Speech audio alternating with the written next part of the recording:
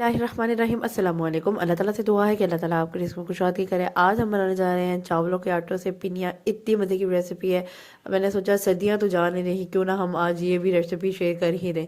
क्योंकि last week इस तरह का मौसम हो गया था कि लग रहा था कि बस गर्मियाँ आ गई हैं, लेकिन अल्हम्दुलिल्लाह अल्लाह के ने कि वो ऐसी पलटी खाई है मौसम ने कि एकदम से सर्दियाँ फिर से आ गई हैं। 3 पाव गुड़ ले लिया था, उसमें 1 कप पानी डाल के आपने उसको हिला के ना उसको अच्छी तरह से ना उसको मेल्ट कर लेना। उसके बाद ये तिल है, 2 सालन के चमचे, जो सर्विंग स्पून जो आपको कहती हूँ वो आपने ले लेना। उसको भी तवे पे ना ज़रा आपने ड्राई कर लेना ताकि ना वो थोड़े से ना क्रिस्पी हो जाए। अब मैंने बादाम ले लिया, बादाम जो है 2 सर्विंग स्पून तकरीबन आपने ले लें। इसको ऑयल में आपने प्रॉपर तरीके से पकाना है, इतने क्रिस्पी हो जाएंगे, इतने मज़े के मज़ा आ जाता है इसका ना। उसके बाद इसी तरह से ना आपने ये 2 सर्विंग स्पून ही ना आपने गिरी ले लेनी है। जैसे आप एक वो कहते हैं ना एक नारियल का खोपा, वो एक पूरा ले लेना है। अच्छा, ये रेसिपी जो है ना स्पेशल मेरी सास की रेसिपी है, वही मैं बना रही थी, तो मैंने सोचा इतनी मज़ेदार वो बनाती है ना, तो मैंने सोचा आपके साथ ज़रूर शेयर करनी चाहिए। बहुत ज़्यादा ना वो ना वर्थफुल रेसिपी है ये, वो रेसिपी है क्योंकि ये मेरी सास के हाथों की रेसिपी है। अच्छा, अब बना भी वही रही थी साथ, ठीक है। इसमें अब हमने क्या किया, मेवा ऐड कर दिया है। वो कह रही थी सोगी इसको कहते हैं। अच्छा, मैं इसको मेवा कहती हूँ तो वो कहती है सोगी है ये। तो सोगी जो है ना वो आपने तकरीबन ये भी ना आपने 2 सर्विंग स्पून, जिस हिसाब से अगर आपको ये पसंद नहीं है तो 1 डाल दें, वरना 2 सर्विंग स्पून आपने डाल देना है। अच्छा, ये जो है ना वो हमारे पास था ना देसी घी। देसी घी जो है ना वो आपने 1.5 पाव देसी घी ऐड करना है, ठीक है।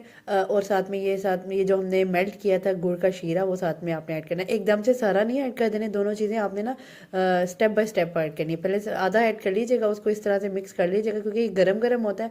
आपने हाथों से नहीं मिक्स करना फ़ौरन से ना, आपने किसी स्पून की मदद से या स्पैचुला की मदद से ना इस तरह इस तरीके से ना मिक्स करना है ऐसा ऐसा उसको। और फिर ना आपने ना थोड़ा सा उसको ठंडा होने दीजिएगा क्योंकि ध्यान से गुड़ जो गरम गरम होता है, अपने हाथ जो है ना सेव कीजिएगा इससे। इसके बाद ये जो हमने बादाम फ्राई किए थे इतने क्रिस्पी हो जाते हैं ना इस तरीके से, वो मैं ग्राइंड कर लूँगी उस साइड पे, और दूसरी साइड पे ये ना शीरा और ऐड करना है। अच्छा, मीठा जो है ना वो आपने अकॉर्डिंगली एडजस्ट कर लेना है क्योंकि कुछ ज़्यादा मीठा खाते हैं, कुछ कम मीठा खाते हैं। 1.5 पाव में इसका फ़ायदा ये है डिश का कि आप साथ साथ चख भी सकते हैं कि ठीक है मीठा ठीक है या कि इसमें एडजस्टमेंट ठीक हो रही है चीज़ों की। और दूसरी बात ये कि इसके ना ये जो फिक्सिंग होता है ना, इसका हिसाब जो है ना वो आपने इस चीज़ से लगा देना कि गुड़ जो घी जो है ना, मेरी सास के मुताबिक मैं उनसे पूछती हूँ ना कि किस तरह बनाते हैं, तो वो बताती है कि जब जितना ज़्यादा घी होगा ना, घी के ना घूंट आने चाहिए, इतना ज़्यादा घी होना चाहिए। तो लेकिन 3 पाव जो है ना वो हमने 1.5 पाव जो हमने देसी घी डाला था, लेकिन हमने उससे ज़्यादा ही डाला था क्योंकि वो उनके मुताबिक ज़रा घी के ना घूंट आना चाहिए। लेकिन हर कोई इतना ही डालता है, तो आप 3 पाव देख लीजिए, 1.5 पाव देख लीजिएगा, सॉरी 1.5 पाव देसी घी है और 3 पाव गुड़ है, ठीक है।